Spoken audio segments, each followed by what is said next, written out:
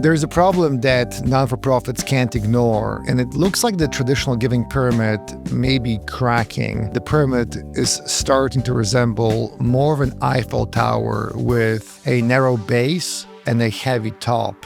Older donors are aging out, younger generations aren't filling the gap, and fewer donors are being asked to give more. And then the volatile economy is squeezing nonprofits from all sides. This is Giving Growth, the podcast where we talk to leaders who are reshaping the non-for-profit world and tackling these challenges head on. Sign up for the Giving Growth newsletter and learn every week about one idea worth sitting with by going to delvedeeper.com/podcast.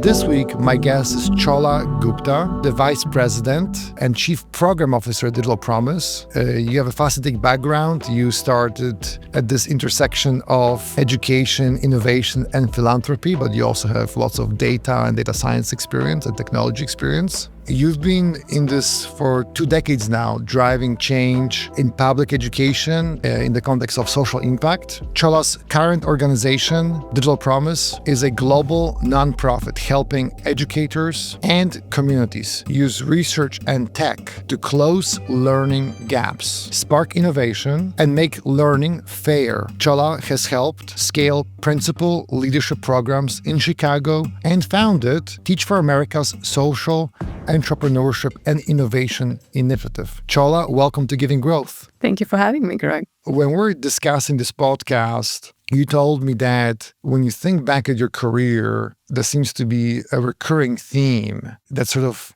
helps explain who you are today. Yeah, I think there is. And I put it together as I was preparing for this podcast. I think all of the jobs I've had have touched upon some sort of innovative financing for social change. So I started my career at Ashoka. It's a global organization. They vet and select social entrepreneurs who are working on game-changing ideas, and they take them through a very rigorous selection process. Once they accept them into this Ashoka fellowship, they give them a salary for 3 years, a monthly payment. It's different for each country, but they don't put any restrictions on how you can use that. They say, we trust you. We think you have a really strong idea. Go use this money however you need to. You can pay yourself, you can buy supplies, you can pay for childcare so you can go do work. And that's very innovative. This is an organization that started in the 1980s. So I think that's a very interesting model back then to have that sort of strings-free, no strings attached funding. After Ashoka, I was at Teach for America. I launched the Social Entrepreneurship Initiative. When we started, we decided we were not going to fund any ideas ourselves because we wanted to see if these alum entrepreneurs had a strong enough idea to stand on its own merit and attract external funding. And it worked really well. We had lots of successes. However, I did notice that our entrepreneurs of color were not as successful because they did not have the angel networks or the seed networks that many others did. So we did end up starting a Social Innovation Award to invest in riskier, more nascent ideas. From Teach for America, I moved to Chicago and worked for the Chicago Public Education Fund, which has a venture philanthropy model. So every 5 years or so, we'd raise a fund and then we'd spend it down. And there was, again, immense flexibility in what we did. The idea was that every moment we could take those funds and say, what's the best way to reach to our goals? Sometimes that meant funding other organizations or starting new fellowship programs for principals or simply just paying for parking and food so that they can come together and work together.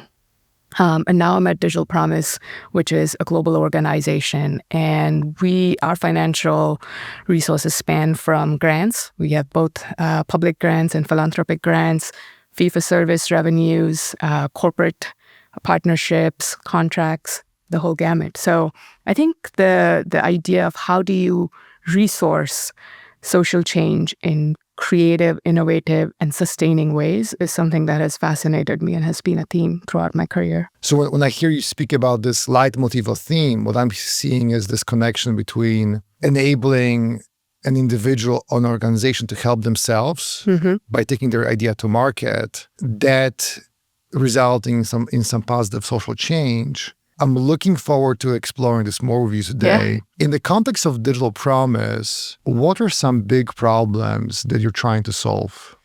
Yeah.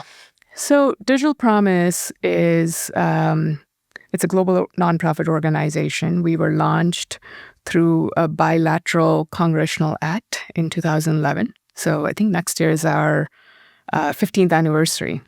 But right from the start, we have operated at this intersection of research, practice, and technology. So all of our work is grounded in learning science research. We have a large team of learning scientists who are studying everything from how learners learn, how multilingual learners retain language, how you can build motivation and engagement in ed tech products that are focused on math, all kinds of things like that. So that's sort of our research base. On the practice side, we have large networks of educators, superintendents, principals, teachers, both in the US and globally. Actually, my team runs something called the League of Innovative Schools, which I think is a very cool name. And then we have technology. And we think of technology as a way to enhance. When you have a proven solution, how do you make it more accessible, more personalized, more scalable? So that's where technology comes in. So we look at all kinds of issues around learning challenges, and we're pretty flexible with how we bring together technology, practice, sometimes even policy to solve those challenges. Our reach is pretty broad globally. I think we reach about over 180,000 educators in 27 countries. Many of our platforms and programs are used around the world. And right now, a lot of what we're looking at is what is the instructional core? How does learning happen? What is the relationship between the educator and the learner and the content, and oftentimes the community or the family as well? And how do you set that up for success? So we don't take a tech-forward approach. We don't say, hey, technology will solve all the issues of education, but we look at how can technology help that relationship between learners, educators, and content work better. You have a deep understanding of the classroom. You can see the classroom through the eyes of the educator, and maybe through the eyes of the children, because it is about enabling students, pupils to absorb what's being taught to them. And also you operate in a space where there is money to be made. So if I'm, saving the children, I'll save the children. If I am medical aid for Palestine, if I am leukemia lymphoma, there is lots of pure philanthropy in that, right? It's giving. There is nothing that I can expect in return except make the world better.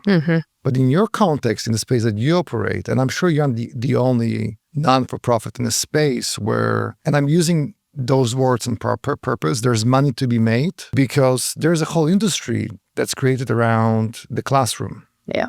And I'm sensing that creates a really unique opportunity for the kind of change that you can bring to that classroom. But I want to start this by investigating what's not working right now. You said nonprofits need to rethink project-based funding. Yeah. And you talked to me earlier about the fact that project-based funding in the context of education of the classroom may be broken. Can you unpack this for me? Yeah. I think I'm quoting our CEO, Jean-Claude Brizard, when I say this, but what's broken is that funders fund projects and expect systems change.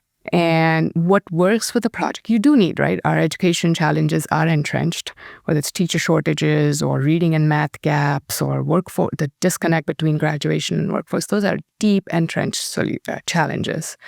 And so you need innovative solutions. You need to pilot something new. But once something works, to make it scalable, that's not just simple replication. You have to rethink how that happens. And oftentimes projects that are piloted work because they fly under the radar. They're not disrupting the system. But to actually disrupt the system, you may have to fund very different kinds of things. You have to fund coalition building. You have to fund collaboration among different organizations that don't traditionally collaborate. You may have to fund policy work. You have to fund community buy-in. Those are not things that have easy KPIs. They're not nice, shiny, wrappable projects. And so that becomes sometimes hard for nonprofits, I think, to sustain or to get funding beyond projects and to really think long term in that way.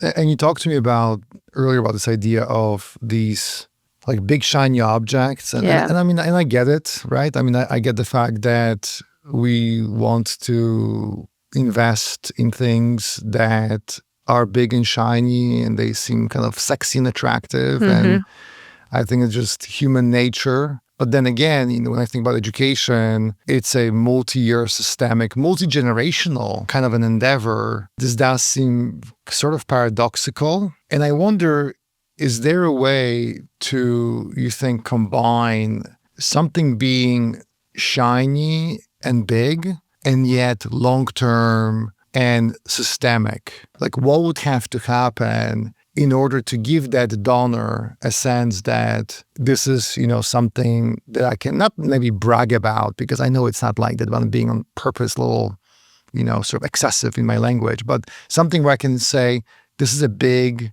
moonshot, big shiny object, let's say. But I also know that to go to the moon, right? It takes a decade. Yes. It's a multi-year program. Is it possible to do both ends, or is it always one or the other? No, I think it's possible. I think there are donors out there who see that vision. I think you have to build that vision. You have to plan beyond the point of success, right? So oftentimes when nonprofits are planning, they're planning for what happens if something fails. But what happens if something is successful, exactly as you wished it to be? And someone comes to you and says, all right, this is great, grow it, scale it. What are you going to do next? That is the vision that you have to build, and that is what you have to build buy-in from funders for. I'll share an example from Digital Promise. We built something, I think we started in 2018, something called the Learner Variability Navigator. It's almost, I think its original name was a learner positioning system, like a GPS, but for learners. And it's grounded on this idea that there is no such thing as teaching to the average. Every student has a jagged learning profile, and there are lots of factors, cognitive factors, background factors, social emotional factors that impact how you learn. So we had this idea of building a tool that would help teachers navigate the learner variability of all of their students and deliver that at scale, personalized learning at scale. And we were fortunate to find funders who believed in that vision from the get-go. So Oak Foundation, I think Chan Zuckerberg may have supported that as well, but Oak Foundation has been our consistent funder for several years on that. And they saw this vision. They knew this isn't something you can just do a small pilot project. For it to be successful, it has to be comprehensive from the get-go. So over, I think, about 6-7 years, they have been funding us and supporting us to build this tool that basically brings research-backed strategies that address those factors directly into the hands of educators. It is a big, shiny object. But to get to that big, shiny object, just like to get to the moon, you have to do a lot of small, repetitive, unglamorous things. And then build a rocket that goes there. And that's what we've been able to do with our navigator. If you're enjoying this content, we have regular conversations with leaders from global charities. Subscribe whenever you're listening to this, or go to delvedeeper.com/podcast, and you get an email with one idea worth sitting with every week. What's intriguing about your experience and the last 2 decades you spent in the space is this leitmotif of enabling individuals, maybe startups, to succeed in a space where there is money to be made. There's commercial potential in the space, right? And there are many vendors in the space that sell educators or school system different solutions. And what I'm hearing you say is that maybe donors are looking for quick, shiny objects, and yet, to your point, to get to the moon, right? To create something that will systemically change the classroom, it's many small steps. Mm-hmm. And you were talking to me about ideas that you have now for what the future could look like. Because to your point, maybe the funding model, it can work. And there are these unique situations like the Oak Foundation, where they have the patience and they're willing to dream big. But how about everybody else? Yeah. Do they behave this way? If we can't rely on philanthropy anymore, or if it's not enough, it's good enough, but it's not transformative. It's not allowing us to make transformative change. What are some other ways to create a win-win between the person with the idea of technology and the educator and the pupils? There are a few different ways. I'll start with one very obvious one, which is fee-for-service, paid service products. And that has a negative connotation, just like making money in the nonprofit sector seems to have a little bit of a negative margin, connotation. no mission. I've had colleagues who have balked at the idea of charging an educator for a product or a research program or something like that. But if you think about it, when you charge the educator for that, you are now more likely to serve them as a client than to serve the funder, right? So now scaling happens driven by user needs, not by funder timelines. And so I think we have to reframe how we think about fee-for-service as in service of the educators, not of the funder. So that's something we've been exploring. The Learner Availability Navigator, coming back to that example, great that we have built it, but we want to make sure that we can sustain it and not completely rely on philanthropy to do that. So we're exploring all kinds of products there. We'll keep the main platform free and open to all, but we're looking at how might we use LVN-grounded, AI-powered lesson plan builders for teachers. We're also taking all of that content and saying, how do we feed this content, this research content, to edtech products that are out there? Those are both really strong fee-for-service and corporate partnership examples. I think the second strategy or channel for revenue generation is nonprofit and corporate partnerships. That's something we do a lot as well. We have a program called Research Practice Industry Partnerships, RPIPs. In that, we work with products and help them figure out what does implementing their solution in a classroom actually take. So when you design an edtech product, you often sometimes do it in a silo.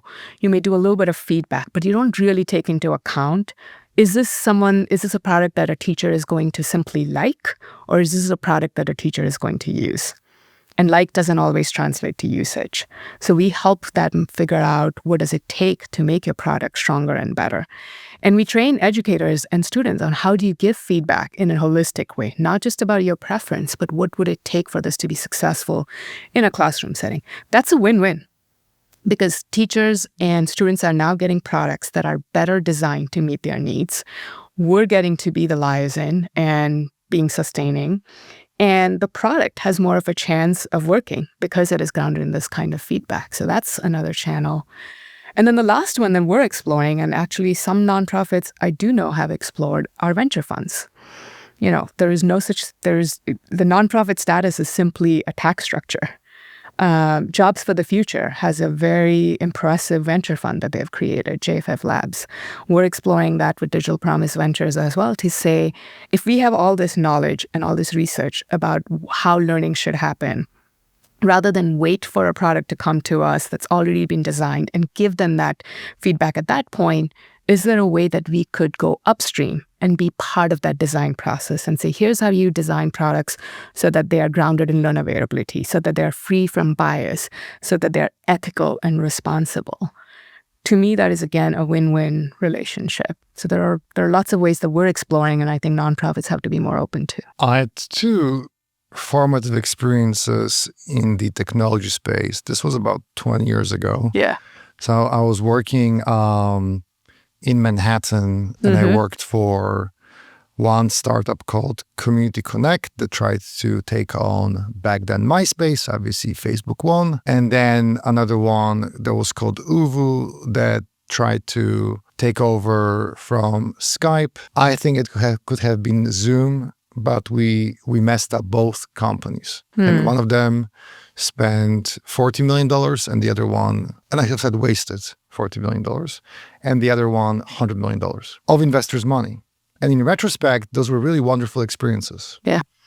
Because as the director of marketing, I understood that we were too in love with technology and we did not see the world through the needs of the person who wanted to get on a video call or who wanted to be on social media. We were very disconnected from the needs of the actual market that we were supposedly serving. I do think this is still happening today. Yes. But when I think about Digital Promise, I think about your unique ability to maybe create a bridge. And yes, the venture fund could be the financial vehicle, but your ability to connect the educator and the students with that maybe startup or technology company that wants to provide the solution, that hits a spot for me, because that seems to address this problem of startups or entrepreneurs being too in love with almost themselves. What are you hearing? Yeah. When I was at Teach for America and I was launching the social entrepreneurship initiative, you'd think my job would be to help alumni become entrepreneurs. But in fact, my job was to convince them often that their idea was not strong enough, was to take them away from that path. Because there were a lot of people who were in love with the idea of being an entrepreneur without knowing what is it that they were solving for. And so I would talk to them and I'd say, yes, you have a program that's focused on enrichment. Well, what else is out there? How are you different than them? Can you go work with them and make them better rather than just start another organization? So a lot of times it was really helping people see for themselves that what the world needs is not yet another startup. What it needs is a solution that actually works on a problem. And a big part of this at Digital Promise for us is centering those that we serve. So we have a model called inclusive innovation, where we center the educators, we center the community, the families, the students, to make sure that innovation is not something that's done to them, but innovation is done with them. And that's a big part of why I think we can be successful, and that we can be that bridge, because we make sure that that's where we start with. We say, what is it that you want to solve for before someone comes with a solution and says, is there a problem you have? But I think we will all start moving towards that. I think there is more acceptance of this idea that we have to center the voices of those we're serving, and not just the tech industry. I was here yesterday.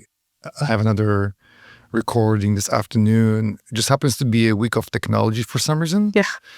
And the leaders I'm talking to who work for large charities with hundreds of millions of dollars in funding, and these individuals are specifically in the technology data space. And everybody's talking about this idea of working backwards from the end objective, whether that's a solution for the classroom, or it's a technology CRM system, or it's a data lake with donor data, or maybe it's my ad tech, martech infrastructure. Everybody struggles with this idea of working backwards from specific use cases or problems, and actually then designing a roadmap that answers specific questions. It just fascinates me that in 2025, this is something that continues to be a problem. And I think this was a problem 10 years ago and 40 years ago. Your ability to create a venture fund, which isn't just a financial vehicle, but actually there is like a deep almost advisory or know-how element, to me just sort of naturally makes sense. What are some challenges around creating a venture fund in the context of a charity? Because you're thinking about this. This is something you're clearly passionate about. Yeah. Makes sense to me, but many things make sense to me, and it doesn't mean that it's easy to do. Yeah. What are some challenges or obstacles to actually getting something like this for you guys and for others off the ground? So I don't think the main challenge is in the launching part or in that stage, right? A lot of that is just technical, financial, legal. We have to consider what those implications are. We have to be able to know how we're going to raise the funding. We've explored with, do we start with a full-on investment model, or do we just accelerate existing ventures that are out there? Early stage, do we go to others who have invested in ventures and say, we'll help you get those ventures you invested in be actually successful in the classroom. In return, we'll take some equity. So that there's baby steps we could take. At the very beginning, you said that the project-based funding model is broken. And you said that what's needed is a number of small incremental steps. And you spoke about the fact that at the same time, donors want, big, shiny objects. And it seems to me that this idea of a venture fund that wants to drive social change and systemic change, and yet it has a 5-year maybe kind of turnover, right? And there's also risk is being spread out because you're investing in a bunch of different projects, like a typical VC would, right? Or PE would. That does seem both sustainable and sort of working on boring, longer term, and yet foundational important problems. And it also sounds a little sexy and shiny to me too. Yeah. So doesn't this sort of hit the spot from multiple angles? I think it could hit the spot. I think the other consequence that we're not thinking about right now, right? So Digital Promise as a nonprofit organization has a very unique credibility with educators because we're nonprofit, because we can say we are objective. We can say, we won't tell you which product to use. We'll tell you how to you choose the right product for yourself based on your needs. But all of a sudden, if there's a Digital Promise arm that's also now investing in products that we truly believe in, but that does change how we're seen, how we're perceived by educators. So again, not a terrible problem to have. I'd be very happy to have that problem to solve. I think our team would be too. But it is something that we have to consider, like what changes for you in your organizational DNA when you take on this other mantle of a venture fund or a for-profit arm. I mean, I could see how this is a trade-off because you're right. This makes sense if there is this suspicion that you're actually doing this or it's being done to benefit of the school system. That clearly doesn't land well. And yet, when I talk to people who work with major donors, I had a conversation a couple of weeks ago with someone, and this person told me how he was in a room with 20 billionaires. And I guess these billionaires talked about the fact that, yes, it's true that not only the general population doesn't trust charities. If you look at the latest Edelman Trust Barometer, it's an Edelman large PR firm, they release it every year. Trust in government and NGOs continues to decline. Trust in the private sector actually is quite steady. And we all know about this. Yeah. So there's something about appealing to whether that's a mass donor who wants to give $20 a month, right? Yeah. I mean, you guys focus on mid-major and corporate. Yeah. But maybe it's not optimal, and yet maybe it's transformative to have a venture fund that a major donor or a corporation would be very excited to work with because it gives you the freedom to cause systemic change. Absolutely. I think that's the biggest value for us is it gives us the flexibility to take any revenue we realize there and put it back into the research work. So now our researchers are able to focus on the research they want to do. Again, not dictated by what grant opportunities are out there. I think that is probably the biggest case for us to explore this, is it allows us to be much more sustainable, but also flexible and autonomous. You told me something else, which was that it's not enough for the educator to like a product. Yeah. They have to actually, you said, use it. And I remember reading something, this was years ago. Yeah.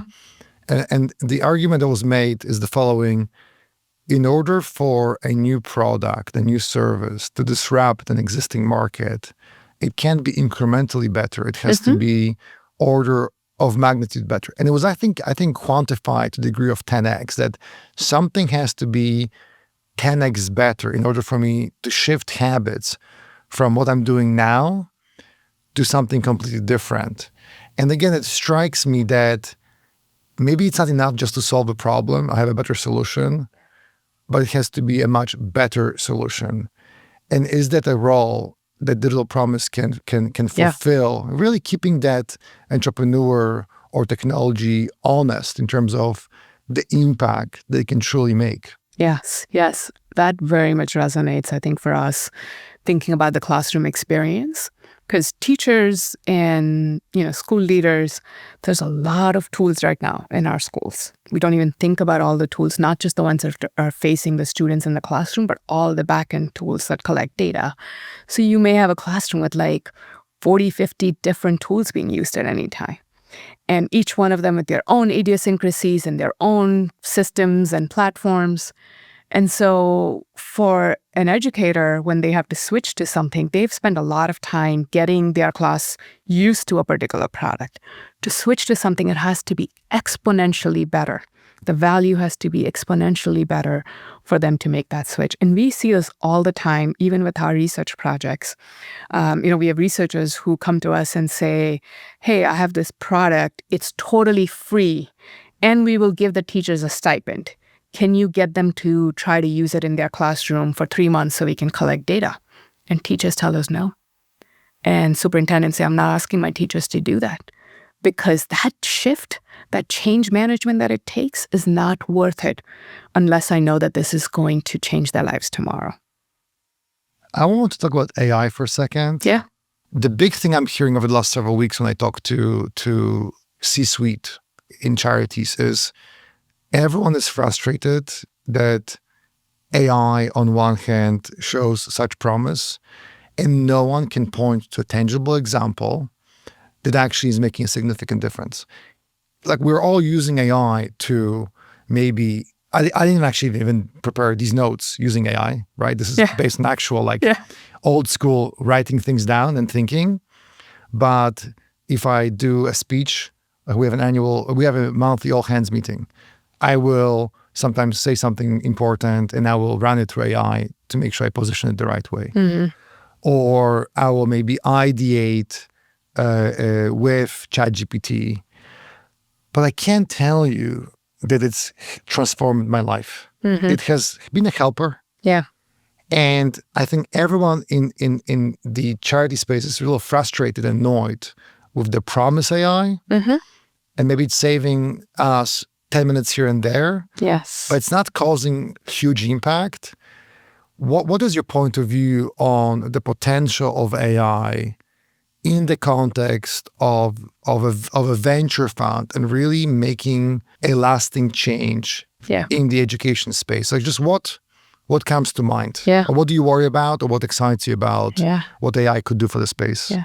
I think what you just said about how we're saving a few minutes here and there is the problem. Everyone's been looking at AI and saying this is an efficiency tool.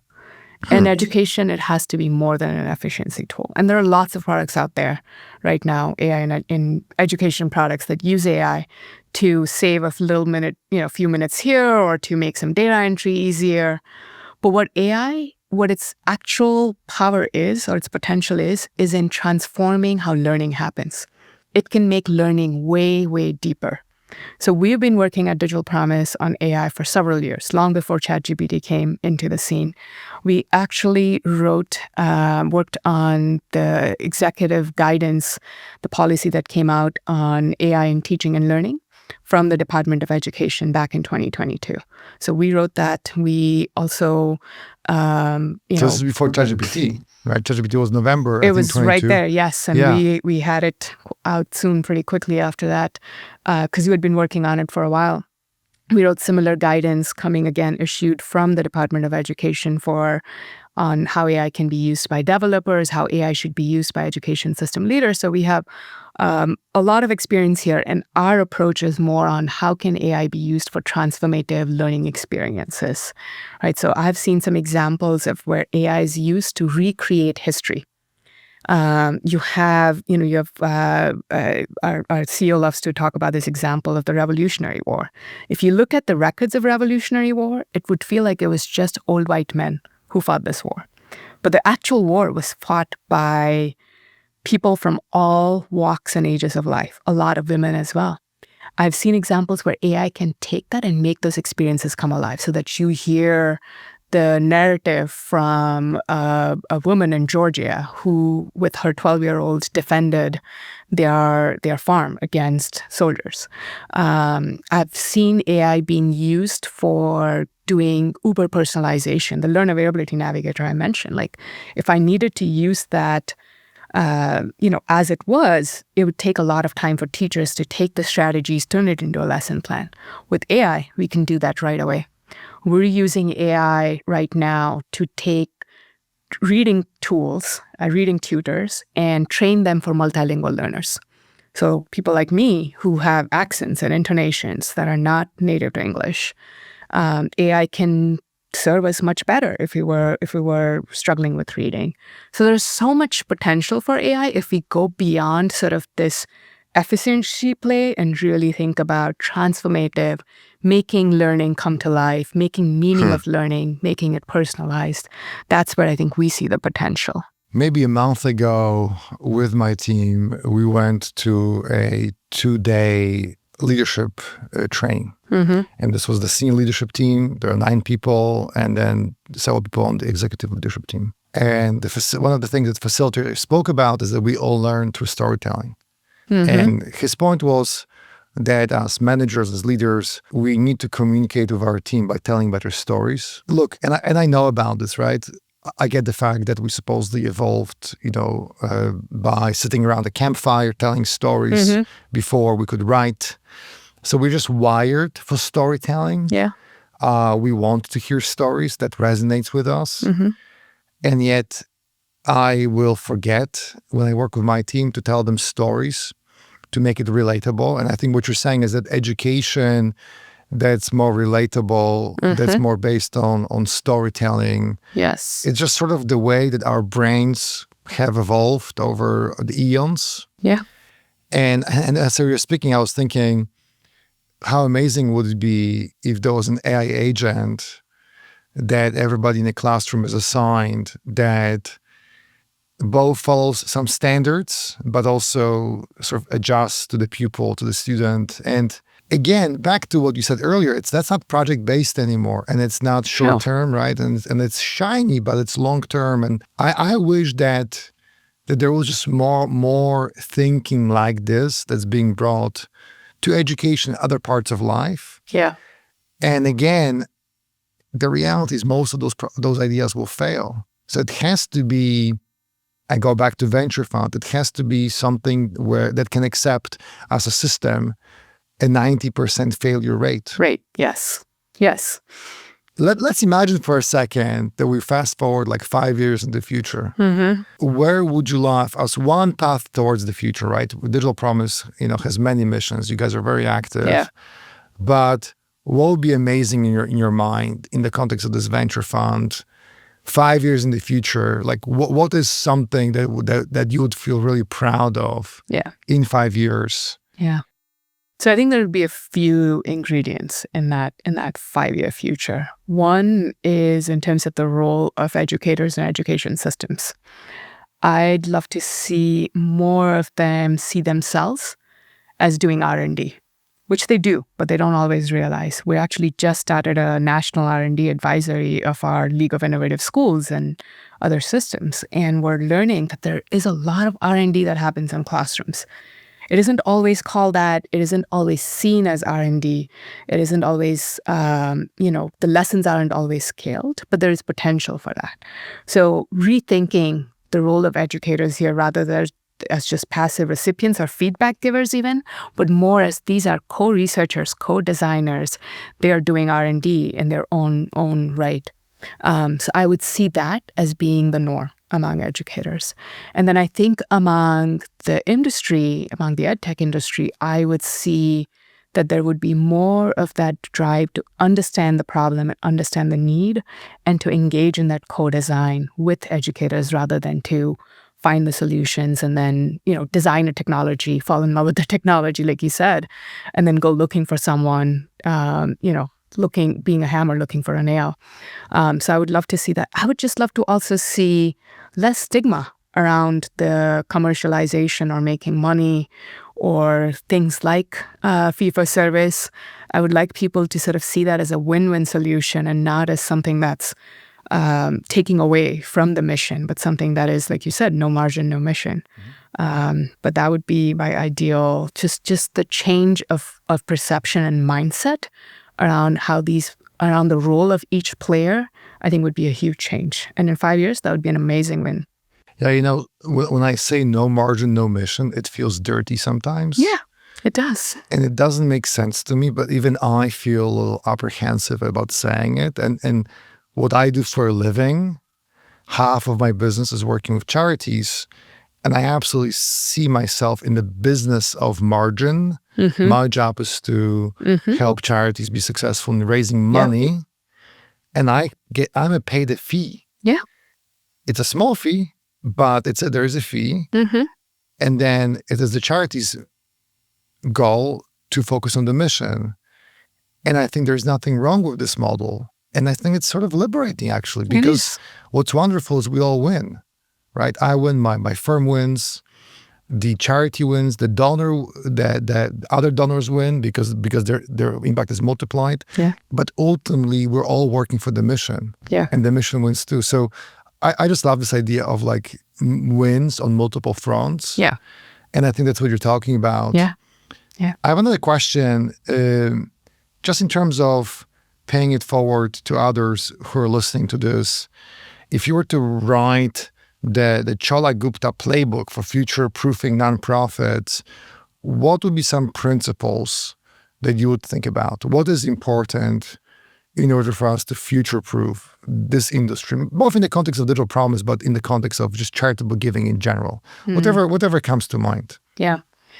I think one thing would be rethinking that donor-grantee relationship as not as give and take, but as collective ideating, right? Donors aren't just giving because they want to feel altruism. That's oftentimes a big issue, I think, for older donors. But for younger donors, they see that these issues, these challenges that we're working on are things that impact them as well. If our education system fails, that has implications for workforce. It has implications for our democracy. If the environmental issues keep happening unabated, that has impact on all of us. In the world of pandemics, healthcare isn't just about a population of, a subset of the population that's not getting healthcare. It's something that impacts all of us. So I think younger donors see those connections more, and they see that this is part of the society that they're living in. And so they don't want to be just givers. I think you have to engage them in the strategy itself. They want participatory giving and strategy building. So I think having that discipline right from the start to say, how are we engaging donors, not just to fund something, but as thought leaders and thought partners in this work, I think is a critical thing.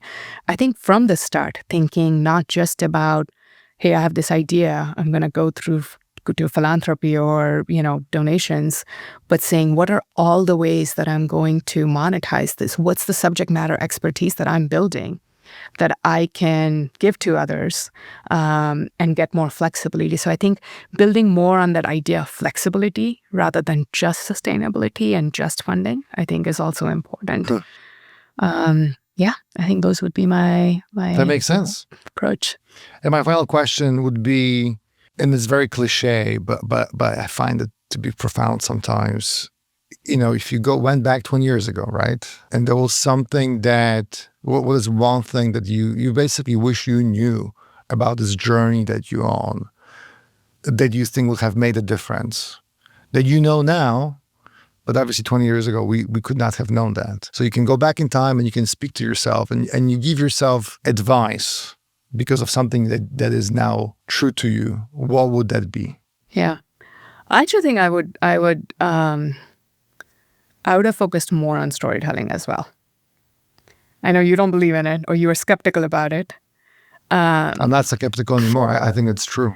I think I would have said that all of this work at the end of the day is about being able to weave a story for the future and then do the work that you need to do to get to that reality. And I've got to focus more on that. That's what I think would have kept me going, far into the future.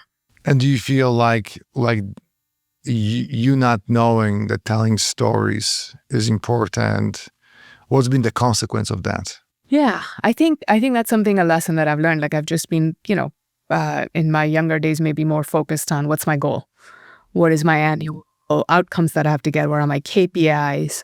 But I think to have that consistent thread of a storytelling that says, this is where this is going, this is the impact it's going to have in future, I think would have made me approach my work in a different way, would have made me ask even harder questions than I've been able to ask. I wouldn't have kept, I think something I pride myself on is that I don't have sacred cows. I think I could say that. Yeah, you can with say that. a lot of my work. I question my own work that I've done in the past and say, how could that have been different? And I think I would have done that even more. And so just because we did something is not the argument for doing it again. Because that's when you then just go into project and program versus saying, how do you change the narrative? How do you tell a totally different story than just more of the same? That really resonates because what I see in the industry is lack of courage for bigger change. And it's not just charities. I mean, you look at, credit cards, insurance, you look at every sector. Yeah. And I think there is this sort of tension between incremental change and to be honest, I believe in incremental change. Yeah. If we exercise, right? If we want to improve our relationships with our partners, children, friends, if we want to get stronger, faster, better. I mean, it's sort of boring. At the end of the day, it has to be incremental. Yeah. That's what innovation is, right? Standing on shoulders of giants. Anything I read about innovation, you realize that there were 50 other people before this one person who made this thing really happen. So it's always incremental, but it also starts, to your point, with big, hairy, shiny ideas. I guess it's both ends. We need to have that story, right, that we tell about something that's transformative. Yes. And we also need to sort of succumb to the incrementality, and it's about steps. Precisely. I think you need both. You need that sort of, a lot of the things that we talk about that actually eventually create systemic impact are boring. It's data systems, it's having training materials, doing the same thing again and again, doing slightly better, doing it more. You need that. And then you need to create space to say, where can I take a step back from this work, get away from just the continuous improvement mindset, which is what that incremental work is, and think quite differently. A lot of our work at Digital Promise came because it was a byproduct of somebody's research or some other project where we said, hey, there's this one little thread here that wasn't what we were trying to do. And yes, we submitted our report and we did this project, but what if we pull this thread all the way out? And then 5 years later, that's become a whole new body of work. So we're trying to figure out, as we grow as an organization, how do we create that space to go back to some of the work we have done in the past and say, is there a way to think about this differently? Can AI now make this possible, what was unthinkable 5 years ago? So I think organizations have to have the mindset of doing both and striking a good balance. Chaula Gupta, Vice President and Chief Program Officer at Digital Promise. I would love to see that venture fund come to life. I think it's a wonderful idea. I think it would be an amazing legacy. So that's my wish for you, that this is something that you can stand up. And I love the win-win-win mentality, that everybody wins in that context. I think it's very special. And I love how you said earlier that it's not give and take, right? We all win in the process. I just feel that we're ready, that the space is ready for this idea. Yeah. Well, now that I've said it publicly, I guess I have no choice. It's in my goals now. I would like to believe that if this conversation, is one more sort of little push towards that coming to light, that would make me feel good. Yeah, I think my CEO is going to hold me accountable to it because it's on video. Sure. Well, thank you so much. Thank you, Greg. This is great.